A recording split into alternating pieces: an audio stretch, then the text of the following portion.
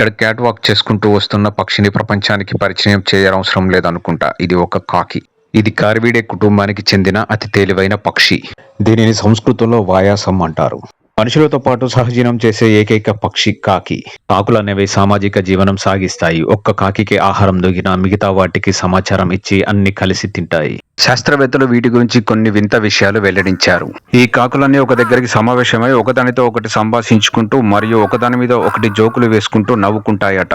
కాకులు అనేవి మహా వింత జీవులు. వీటికి సంతోషం వచ్చినప్పుడు వింత వింత చేష్టలు చేస్తూ ఆడుకుంటాయి. మనుషులు ఉపయోగించినట్టే కాకులు కూడా వివిధ రకాల వస్తువులను ఉపయోగించి తమ ఆహారాన్ని సేకరించుకుంటాయి.